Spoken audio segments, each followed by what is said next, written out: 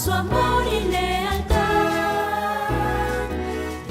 Saludos y un feliz sábado para cada uno y cada una de ustedes, apreciados hermanos y hermanas, amigos en general que sintonizan la señal de Nuevo Tiempo Honduras, NTH, transmitiendo desde sus estudios centrales en la ciudad de Tegucigalpa, capital de la República de Honduras. Hoy, sábado 19 de junio de este 2021. Siéntanse y sean todos muy bienvenidos. Que disfrutemos juntos de la calidez de hoy sábado, el Día del Señor, y del programa de Escuela Sabática que estamos apenas comenzando. Y lo vamos a hacer con el himno número 417, Dame la fe de mi Jesús, porque hoy en la lección de Escuela Sabática vamos a estar hablando acerca de la fe como parte integral del pacto de salvación que Dios ha hecho con nosotros. Así que busquemos en nuestros signarios ese himno 417,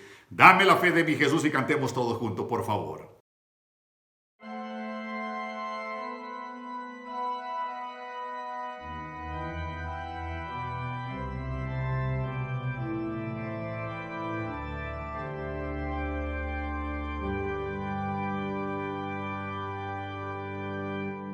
Dame la fe de mi Jesús, es mi oración, oh buen Señor, la fe que al alma da paz, la fe que salva de temor, fe de los santos galardón, gloriosa fe de salvación.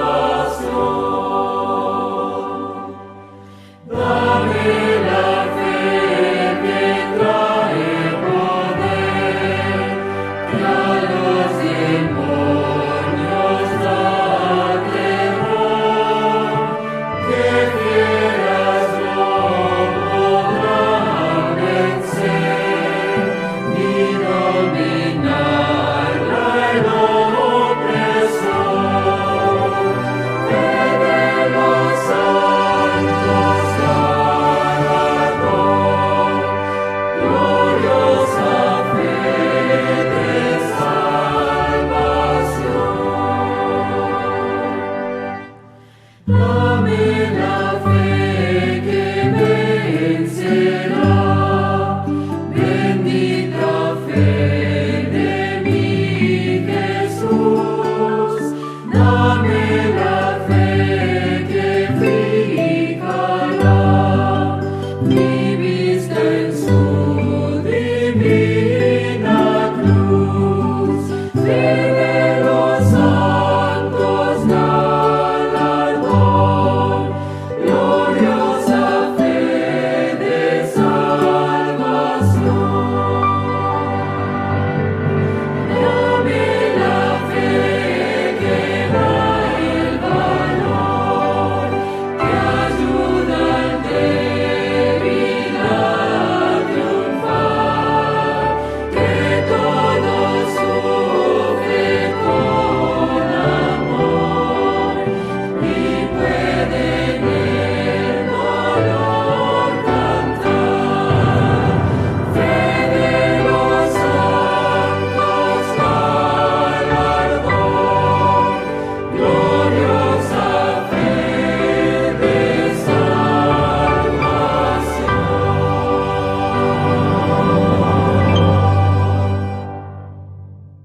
Bien, a continuación entonces una corta palabra de oración para asegurarnos de contar con la unción de la bendición del Señor sobre nuestro programa. Oremos, por favor.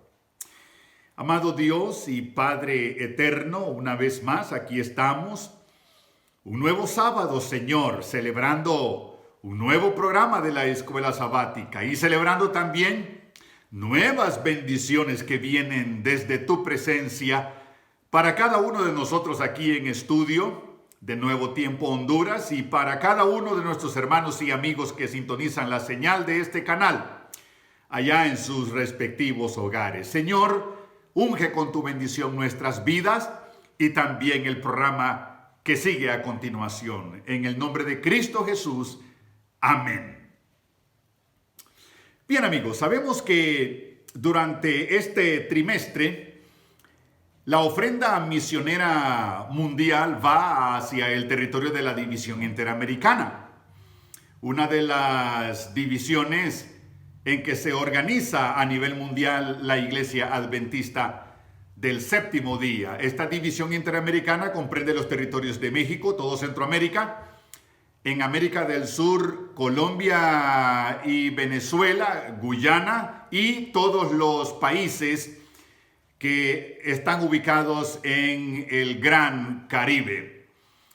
Así que esa ofrenda va a financiar diferentes proyectos, no en todo el territorio, por supuesto, sino priorizados en algunas partes del territorio de la División Interamericana. Sin embargo, para ver cómo en otras partes del mundo se cumple la misión de ir por todo ese mundo predicando el Evangelio, en el siguiente video misionero nos vamos a trasladar a un territorio bien distante de la División Interamericana, muy lejano. Vamos a ir a Asia, vamos a ir hasta Tel Aviv. Así que en alas de este video vamos a verlo entrando a la pequeña Tel Aviv. A continuación.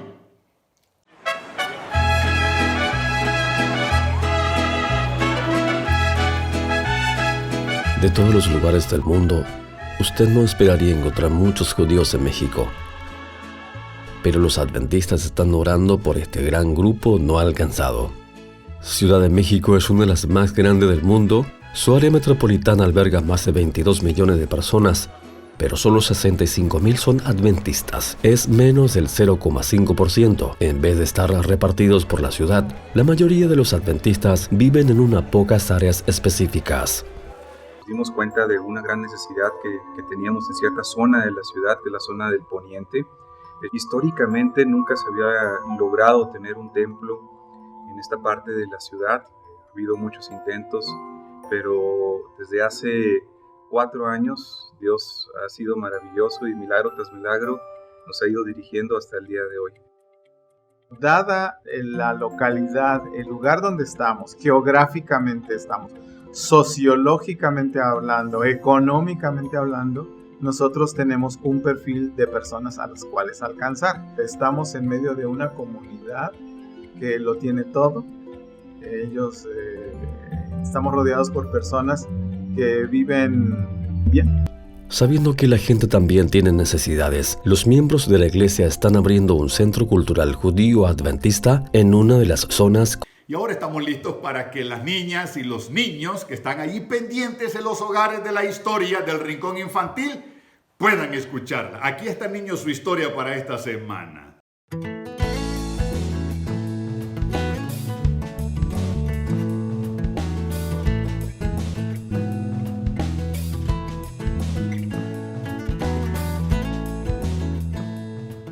Hola chicas y chicos, la historia de hoy se llama El rostro de un ángel. El versículo para memorizar está en Hebreos capítulo 10, versículo 25 que dice: No dejemos de asistir a nuestras reuniones, sino démonos ánimo unos a otros.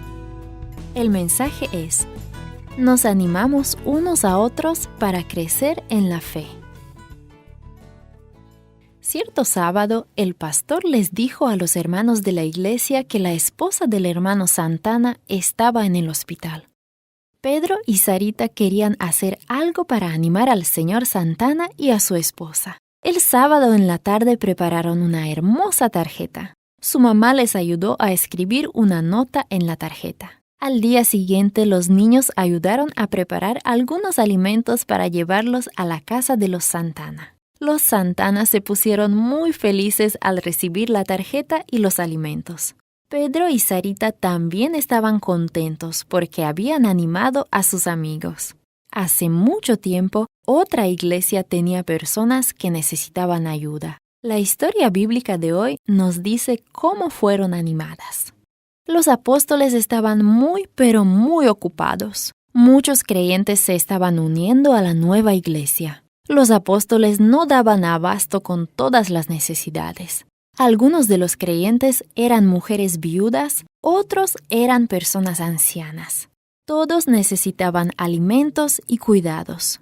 Los apóstoles no podían predicar, enseñar y todavía repartir comida. Así que los creyentes eligieron 7 hombres para ayudar a quienes llamaron diáconos. Los diáconos se iban a encargar de ayudar a las viudas y a otras personas necesitadas de la iglesia. Esteban era uno de esos diáconos. Era un buen hombre y había sido bendecido ricamente por Dios. Consolaba y animaba a la gente, y al hacerlo los hacía pensar en Jesús. Y Dios le dio poder de hacer grandes milagros. Todos en la iglesia amaban a Esteban. Sin embargo, los judíos de la ciudad no lo querían. Odiaban sus enseñanzas acerca de Jesús. Las palabras de Esteban eran tan poderosas que esos judíos no tenían argumentos para contradecirlo. Entonces pensaron en hacerlo callar. ¿Qué podían hacer? Decidieron pagarles a algunos hombres para que dijeran mentiras de Esteban. Esas mentiras enojaron a todos, a la gente del pueblo, a los dirigentes y a los maestros de la ley. Los dirigentes judíos enviaron a algunos hombres para que trajeran a Esteban a una reunión de dirigentes y maestros judíos. También trajeron a los testigos para que lo acusaran. Durante la reunión, los dirigentes observaban cuidadosamente a Esteban. Esperaban que estuviera muy nervioso y preocupado. Pero en vez de eso, su rostro resplandecía. La Biblia dice que su rostro parecía el de un ángel de Dios. El sumo sacerdote le gritó a Esteban. ¿Son verdad todas estas cosas? Se refería a las mentiras que se habían dicho de Esteban. Esteban no contestó con un sí o un no. Más bien comenzó a contar la historia del pueblo judío. Les habló del plan de Dios para enviar a un Salvador al mundo. Primero, Esteban les recordó la promesa que Dios le hizo a Abraham. Entonces les habló de Isaac, el hijo de Abraham, y de Jacob, el hijo de Isaac.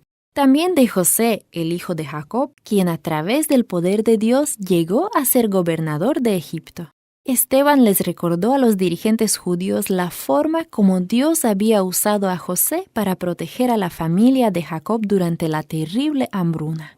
Finalmente les mencionó a Moisés. Moisés sacó de Egipto al pueblo de Israel, pero nuestros antepasados se volvieron contra Moisés. Ustedes, testarudos dirigentes judíos, ustedes no le han dado su corazón a Dios. No quieren escucharlo, no quieren oír lo que el Espíritu Santo trata de decirles. También sus antepasados actuaron así, y ustedes son como ellos. Sus padres persiguieron a cada profeta que ha vivido.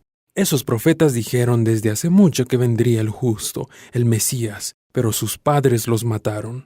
Y ahora ustedes se han vuelto en contra del Mesías y lo han matado. Eso fue demasiado. Todos empezaron a gritar al mismo tiempo. Pero Esteban permaneció en calma, lleno del Espíritu Santo. Esteban miraba hacia el cielo, veía algo que nadie más podía ver y exclamó: Miren, veo los cielos abiertos y al Hijo del Hombre a la diestra del Padre Celestial. Los dirigentes se taparon los oídos con las manos y corrieron hacia Esteban. Lo arrastraron por las calles hasta llevarlo fuera de la ciudad. Después se rompieron sus vestidos y le tiraron piedras a Esteban hasta que murió. Esteban murió tranquilo, de la misma manera que Jesús. Jesús no luchó contra los dirigentes judíos. Esteban cayó sobre sus rodillas y exclamó en voz muy fuerte: Señor, no les tomes en cuenta este pecado. Después de esta oración pidiendo misericordia y perdón para ellos, murió. Esteban animó a los creyentes mientras atendía sus necesidades. El Espíritu Santo lo llenó de amor hacia los demás. El Espíritu Santo desea llenarte a ti también de amor hacia los demás. Desea usarnos a ti y a mí para ayudar y animar a otros, así como lo hizo Esteban.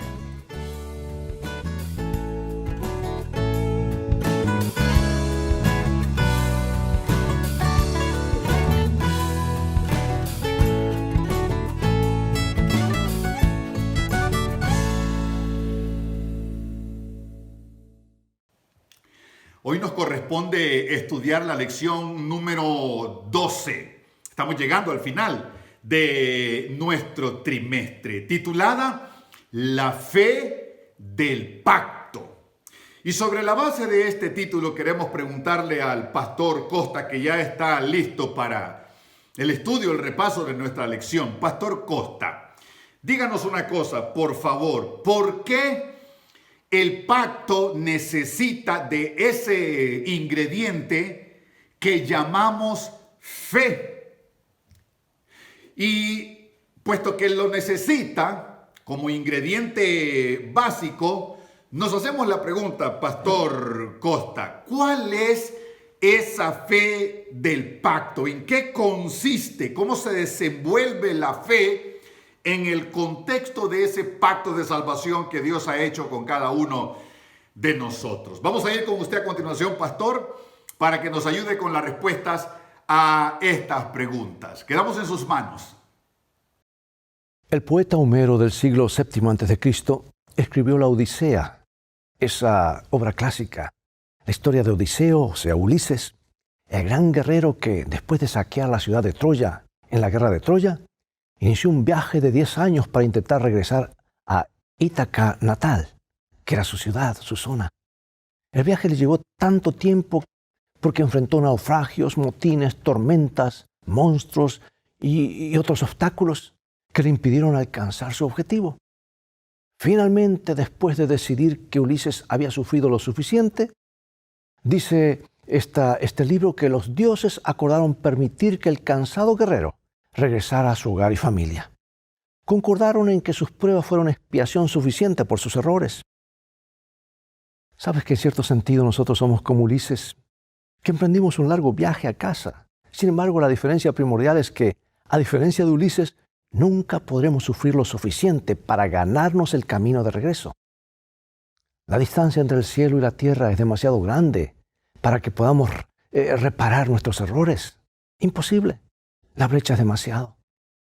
Si llegamos a casa, será solo por la gracia de Dios. Más allá de lo que hagamos, nuestra naturaleza humana es totalmente pecaminosa. Es indigna, es imposible que logremos por nuestros esfuerzos, cuando lo comparamos con la justicia y la pureza de Dios.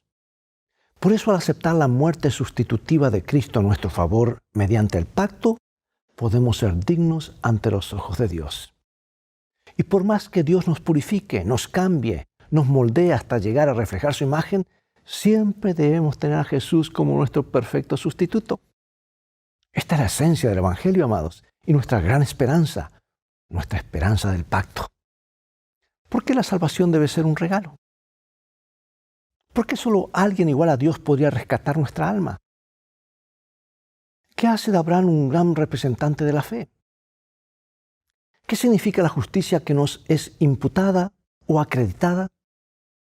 ¿Cómo podemos apropiarnos de las promesas y las esperanzas que se encuentran en la cruz? Hoy estudiaremos la fe en el pacto. En un momento más regresaré.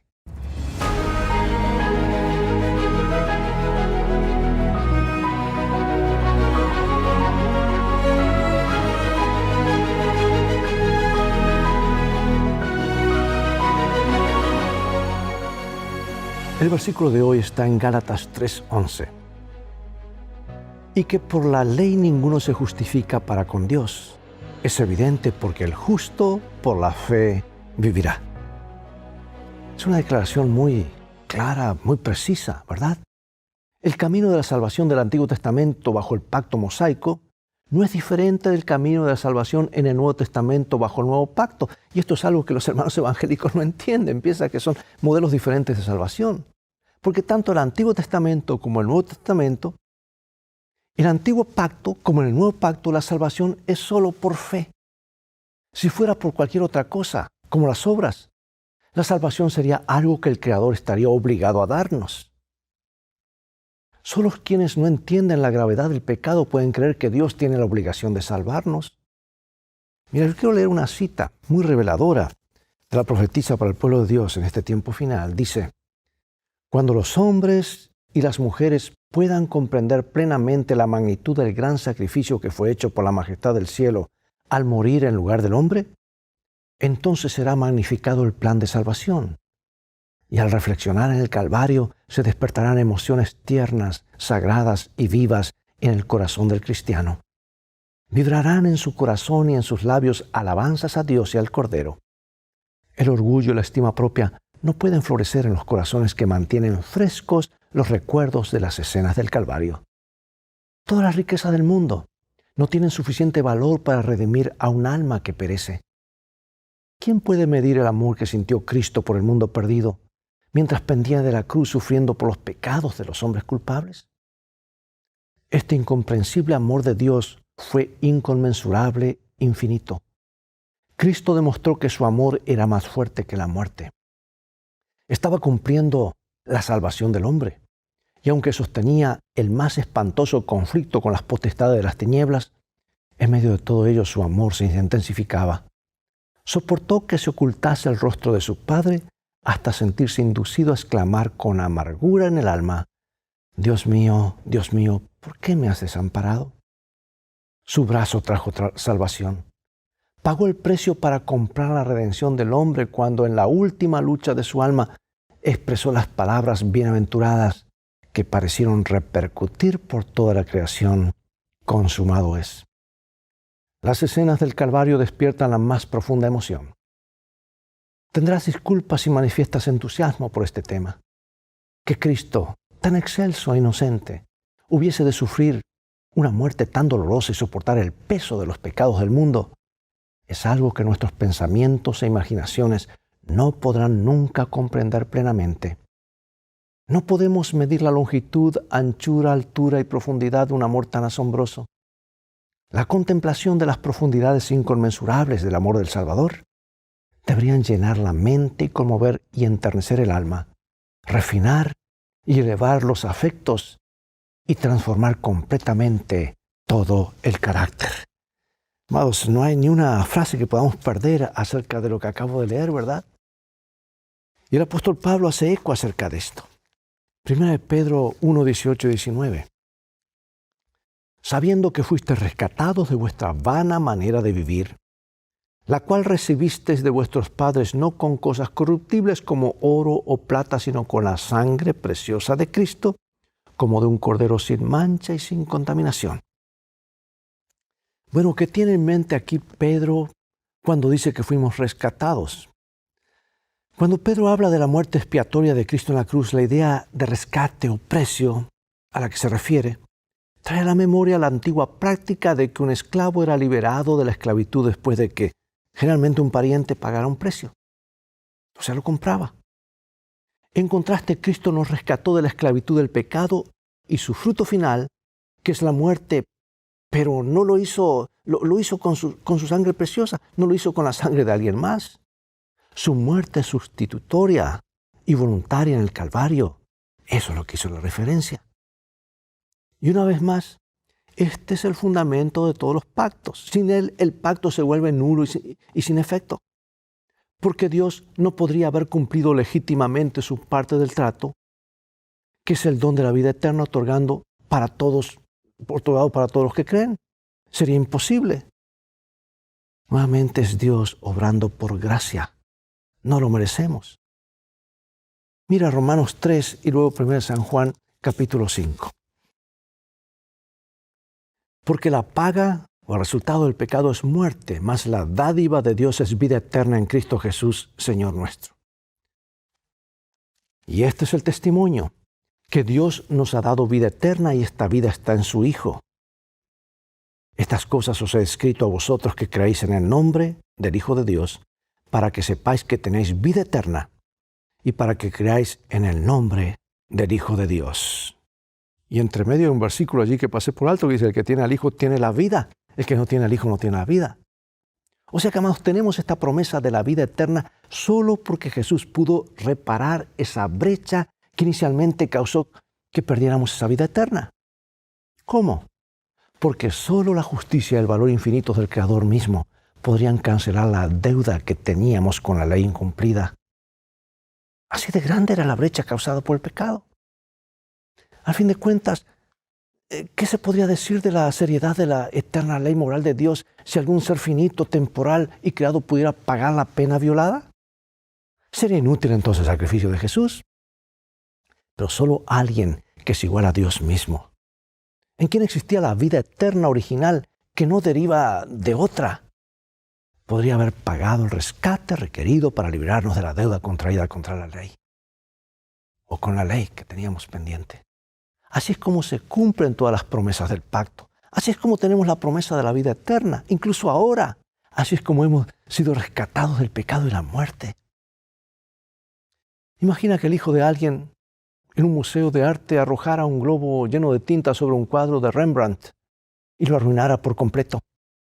La pintura vale millones. Los padres, por más que vendan todo lo que tienen, no podrían ni siquiera empezar a pagar la deuda. Exploremos en dos partes la fe de Abraham, hermanos. Primero, en Génesis capítulo 15, versículo 6, y dice: y creyó a Jehová y le fue contado por justicia. ¿Sabes tú que este versículo continúa siendo una de las declaraciones más profundas de todas las Escrituras? Porque ayuda a establecer la verdad básica de la religión bíblica, de que la justificación solo es por la fe. Y lo hace muchos siglos antes de que Pablo escribiera sobre ella en Romanos, ¿verdad? Todo esto ayuda a comprobar que desde el Edén en adelante, la salvación siempre fue de la misma manera. El contexto inmediato del versículo nos ayuda a entender cuán grande era la fe de Abraham. Al creer en la promesa de Dios de un hijo, a pesar de las evidencias físicas que a simple vista hacían que esa promesa fuese imposible. En 99 años su esposa ya había pasado por lejos la edad de tener hijos. Aparte era estéril. Es el tipo de fe que es consciente de su absoluta impotencia. El tipo de fe que exige una entrega completa del yo. El tipo de fe que requiere una sumisión total al Señor. El tipo de fe que se traduce en obediencia.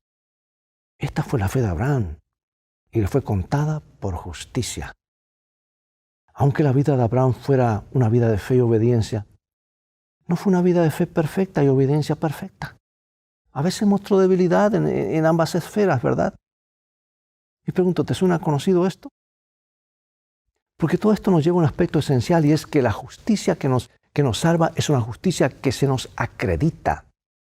Una justicia que se nos imputa, para usar un término teológicamente elegante, ¿verdad?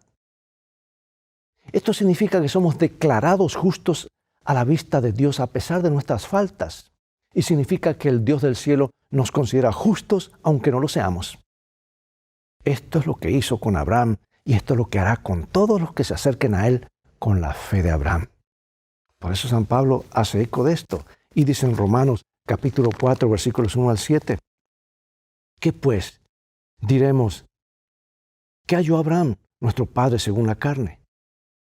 Porque si Abraham fue justificado por las obras, tiene de qué gloriarse, pero no para con Dios. Porque ¿qué dice la Escritura? Creyó Abraham a Dios y le fue contado por justicia. Pero al que obra no se le cuenta el salario como gracia, sino como deuda, mas al que no obra, sino cree en aquel que justifica al impío, su fe le es contada por justicia. Como también David habla de la bienaventuranza del hombre a quien Dios atribuye justicia sin obras, diciendo: bienaventurados aquellos cuyas iniquidades son perdonadas y cuyos pecados son cubiertos. Bueno, esa es la primera parte que habla que solamente por la fe de Abraham. Vamos a la segunda parte de la fe de Abraham. Si observamos nuevamente aquí en Génesis 15:6, podemos ver que distintas versiones traducen el término como contado, o sea, el hebreo hasab, reconoció, como aceptó o consideró. El mismo término se emplea en otros pasajes de los libros de Moisés. Se considera que una persona o una cosa es algo que en realidad no es. Eso es lo que quiere decir. Se presenta ante Dios justificado, pero en realidad no es justo, sino que hay una justicia eterna que lo cubre, externa. Dios ahora cuenta al pecador como justo, aunque la persona en realidad es injusta. Tómate tiempo para reflexionar sobre esta maravillosa verdad de que, a pesar de nuestras faltas, podemos ser contados o acreditados como justos a los ojos de Dios. Escribe con tus palabras tu interpretación de lo que esto significa. La gran verdad, de que somos considerados justos, no por ningún acto que podamos hacer, sino solo por la fe en lo que Cristo hizo por nosotros, es la esencia del concepto de justificación por la fe. Sin embargo, no es que nuestra justicia, no es nuestra fe, ¿verdad? Fe en la fe o fe que nos haga justos porque simplemente tenemos fe. La fe es el vehículo por el que obtenemos el don de la justificación. Porque el que justifica es el Señor. No es fe en la fe, sino la fe es el medio, al igual que la oración. En la oración, hermanos, no existe en sí misma. La oración es el medio. El poder está en Dios. Qué hermoso concepto. Todo lo que creemos como cristianos, como seguidores de Cristo, hay una raíz importante en este maravilloso concepto de que en Él está la justicia y nos las confiere a nosotros, pecadores. Por la fe somos considerados justos ante la vista de Dios. Todo lo que viene a continuación, después de ese paso, por supuesto la obediencia, la santificación, la santidad, el desarrollo del carácter, el amor, deben surgir de esta verdad fundamental. Se cuenta la historia del famoso cardenal Bellarmino, el gran apologista católico que durante toda su vida luchó contra el mensaje de la justificación solo por la justicia imputada. Y mientras agonizaba, le llevaron los crucifijos y los méritos de los santos para darle seguridad antes de morir. Pero Bellarmino dijo, llévenselos. Creo que es más seguro confiar en los méritos de Cristo. Hay muchos que al acercarse al final de su vida miran atrás y ven cuán vanas, cuán inútiles son sus obras para ganar la salvación ante un Dios santo y por lo tanto cuánto necesitan de la justicia de Cristo. Sin embargo, lo bueno es que no tenemos que esperar a que la muerte esté a las puertas. Podemos tener la seguridad en el Señor ahora. Todo el pacto se basa en las seguras promesas de Dios ahora, promesas para nosotros ahora, promesas que pueden mejorar nuestra vida ahora. Es que tenemos un Dios vivo, un Jesús que resucitó, venció la muerte y hoy intercede. Mira, otro párrafo hermoso dice, la única forma en que el pecador puede obtener la justicia es mediante la fe. Por fe puede presentar a Dios los méritos de Cristo y el Señor coloca la obediencia de su Hijo en la cuenta del pecador. La justicia de Cristo es aceptada en lugar del fracaso del hombre y Dios recibe, perdona y justifica al alma creyente y arrepentida, la trata como si fuera justa y la ama como ama a su Hijo. De esta manera, la fe es imputada a justicia. Otro mensaje más. Cuando por el arrepentimiento y la fe aceptamos a Cristo como nuestro Salvador, el Señor perdona nuestros pecados y nos libra de la penalidad prescrita para la transgresión de la ley. El pecador aparece delante de Dios como una persona justa. Goza del favor del cielo y por medio del Espíritu tiene comunión con el Padre y con el Hijo. Luego hay aún otra obra que debe ser hecha. Y esta es de naturaleza progresiva. El alma debe ser santificada por la verdad. Y esto también se logra por la fe. Pues es solamente por la gracia de Cristo, la cual recibimos por la fe, como el carácter puede ser transformado. Gloriosas, hermosas palabras. Oh, es como si fuese un manual, ¿verdad? De instrucciones que Dios da a través de su profetisa. Para que aceptemos este mensaje del pacto, vivamos en él y aceptemos el regalo y la gracia del Señor. Por eso pregunto, ¿qué distinción se hace entre una fe viva y una fe muerta? La fe viva es una fe que obra como una respuesta de amor. Pablo la describe con esta palabra, dice obediencia, porque ese es el resultado automático, lógico de una fe viva. Mira otro comentario más de mi autora favorita y dice aquí en este párrafo. Nuestra aceptación por parte de Dios es segura solamente por medio de su amado Hijo y las buenas obras son únicamente el resultado de la obra de su amor perdonador. Las obras no son ningún crédito para nosotros y no se nos concede nada debido a nuestras buenas obras por la cual podamos reclamar una parte en la salvación de nuestras almas.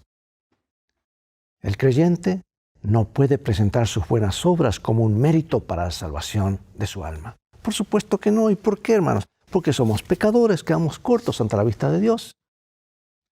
Pero la pregunta surge, ¿por qué entonces las buenas obras son una parte vital de la experiencia cristiana. Porque indican si hemos aceptado entrar en el pacto con Dios y si Él es el Señor de nuestra vida. Por eso, hermanos, somos salvados por la fe, pero seremos juzgados por nuestras obras. Yo quiero, para finalizar, hacerte una pregunta.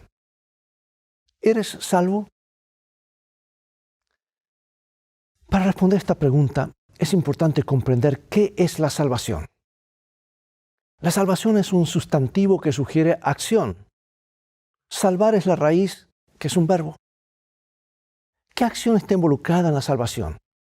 Mira, aquí para sacarnos de la duda, las diferentes religiones ven la salvación de diferentes maneras y allí viene la confusión que a veces hacemos una mezcla de todo. Los bautistas, por ejemplo, sitúan la salvación en el pasado. Ya fui salvo. En un evento que ocurrió en la cruz. Todos los pecados fueron perdonados en ese momento. Y punto. Y ahora están los que creen en la predestinación, sitúan la salvación en el Santo Concilio, donde ciertas personas fueron designadas para salvarse o perderse. Los católicos romanos ubican la salvación en el futuro. Después que una persona muere creyendo en Jesús, que se purifica allí en el purgatorio. Estos son puntos de vista puntuales de salvación, que dicen la salvación es esto, o fue esto, o será aquello.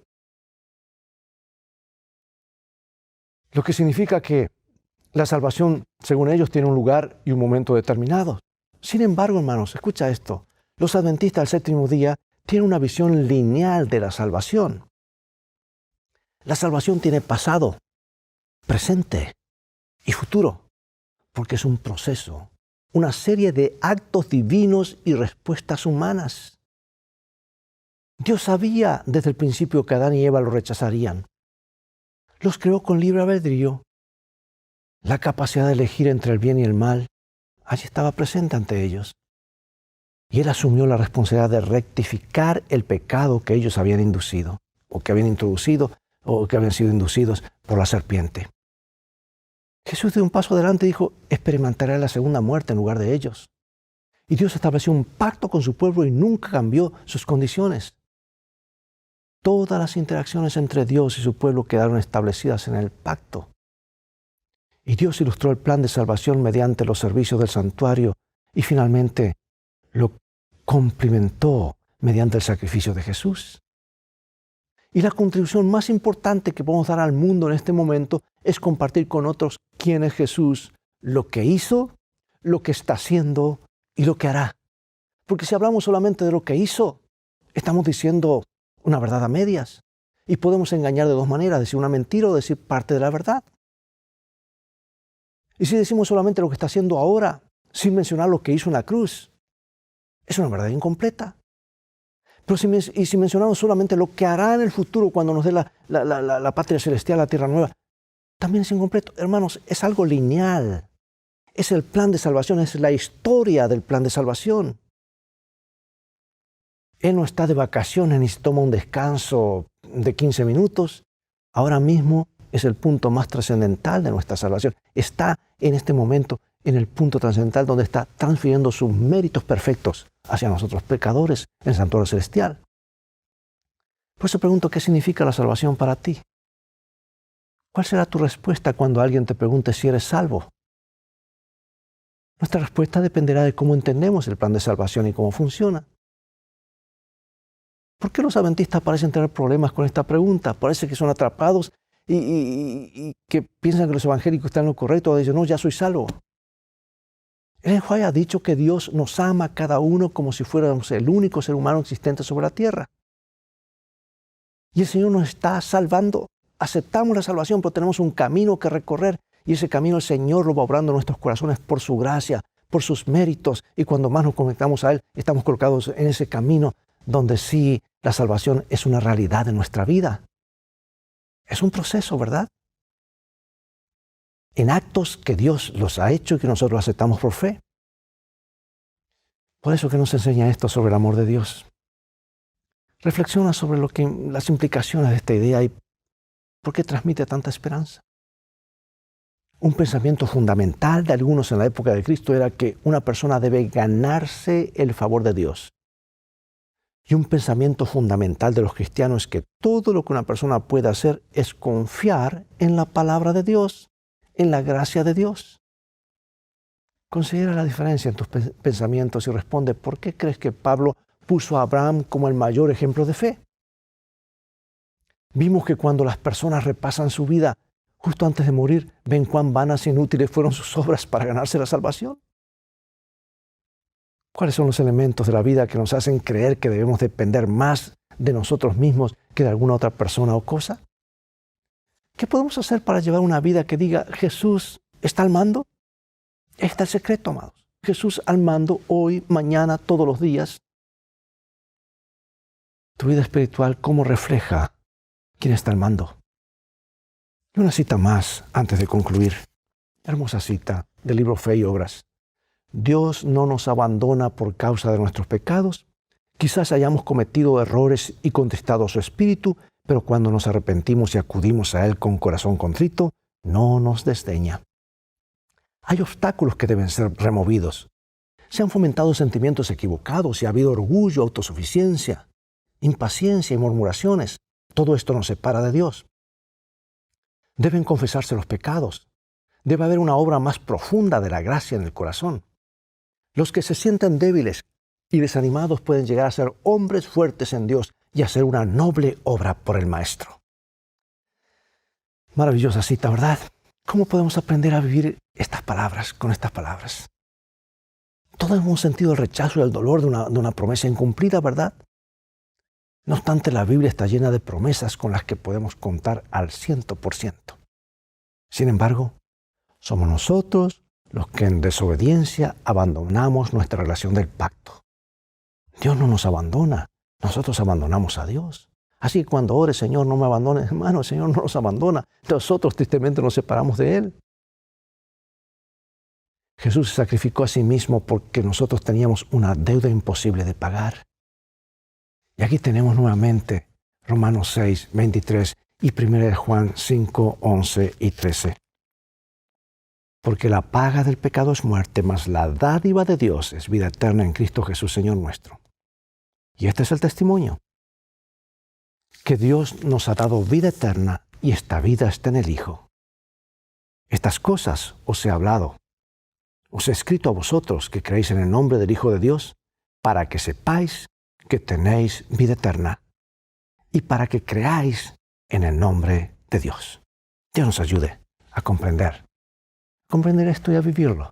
Acompáñame en oración. Gracias, nuestro Padre, porque podemos vivir por fe este pacto.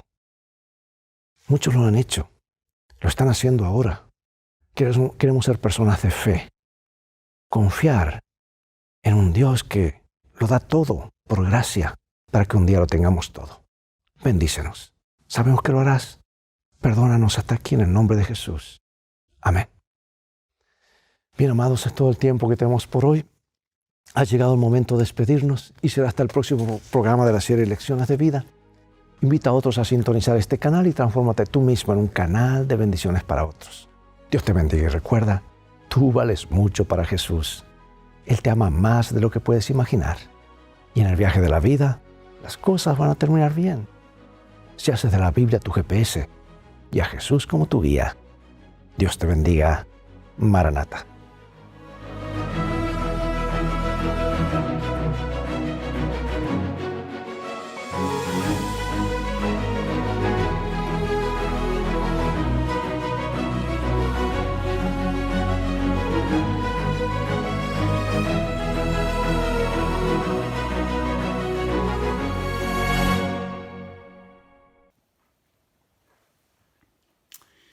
Y bien, amigos, hemos llegado prácticamente al final de nuestro programa de Escuela Sabática. Les recordamos que en cuanto terminemos con nuestro programa, en esta mañana, en horario de 11 de la mañana, vamos con nuestro culto divino, que está a cargo de la Asociación de Comayagüela. Y por la tarde, 4 de la tarde, el Departamento de Jóvenes de la Asociación de Comayagüela está preparado para presentar un programa JA+, 4 de la tarde. Y le recordamos que para mañana, domingo 20, de 6 a 7, de la tarde, aquí por Nuevo Tiempo Honduras. Sintonice este canal en el horario ya indicado y disfrute de la bendición de su programa Escrito Está. Y para el próximo miércoles 23, siempre a las 6 de la tarde, de 6 a 7, vamos a celebrar un programa más de la serie En Esto Creemos. Ya sabemos que son 5 series que se transmiten, una diferente cada miércoles. Así que si este próximo miércoles 23, se transmite un programa más de la serie En Esto Creemos, quiere decir que dentro de 5 miércoles más volveremos a un nuevo tema más de esta misma serie. Así que queda invitado para este próximo miércoles 23 a las 6 de la tarde, un programa más de la serie En Esto Creemos. Y el próximo fin de semana vamos a estar siendo dirigidos por nuestros hermanos de la Asociación Noroccidental, que tiene su sede en la ciudad de San Pedro Sula, comenzando por el viernes 25 a las 6 de la tarde, su programa Bienvenido Sábado. Y al día siguiente, de 8 a 9 de la mañana, el programa Conexión Misión, como ya indicamos, a cargo de la Asociación Noroccidental. Y bien, antes de concluir, vamos a ir a repasar ese corto video que contiene las medidas de bioseguridad que de manera disciplinada debemos observar a medida que vamos regresando a nuestros templos de manera presencial. Vamos con ese video, por favor.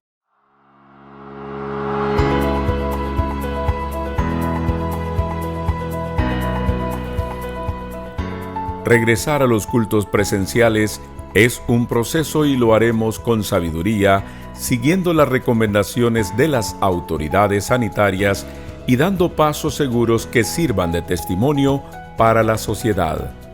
Recomendaciones generales que implementarán todas nuestras congregaciones. Agilizar el acceso local manteniendo la distancia de seguridad.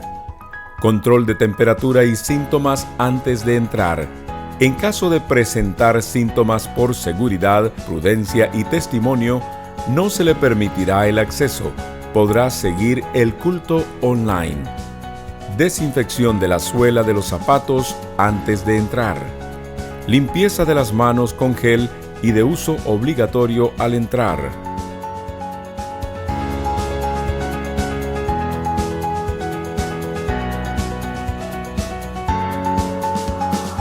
Uso obligatorio de mascarilla durante toda la estancia en el local de reunión. Mantener distancia de 2 metros desde la entrada, al sentarse y a la salida. Los ujieres le indicarán la ruta y la ubicación. Se sentarán de adelante para atrás. Las personas que viven en la misma casa podrán sentarse juntas. El aforo será limitado y se guardará la distancia de 2 metros por seguridad. Usaremos el cruce de bandas o sillas. Si tiene coro o grupos de cantos, se tendrá una distancia de 2 metros entre cada persona. Se guardará una distancia de 2 metros entre la plataforma y las sillas.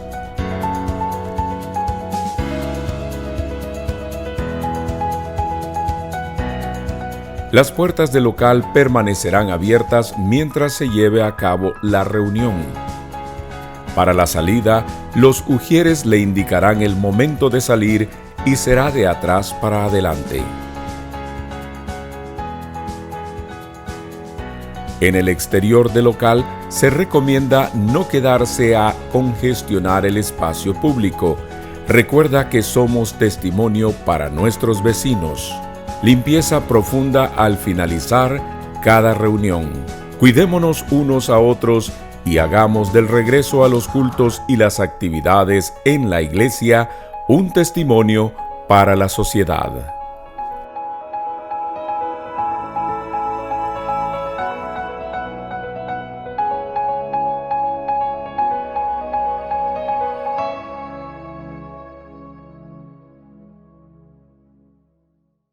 Bien amigos, hoy sí hemos llegado al final de nuestro programa de Escuela Sabática. Les invitamos para que tengamos una palabra de oración, por favor. Buen Dios, gracias te damos una vez más, Señor, por haber contado con tu bendición desde el inicio y ahora hasta el final de nuestro programa. Queremos despedirnos, Señor, pero no de tu presencia. Así que para asegurar tu presencia con nosotros debemos pedirle en oración.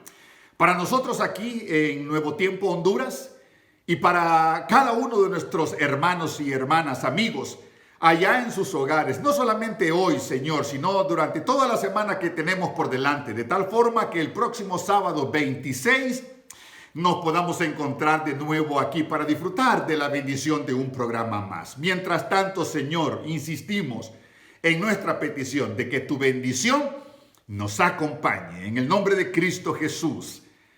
Amén. Gracias, queridos amigos. Será hasta el próximo sábado 26.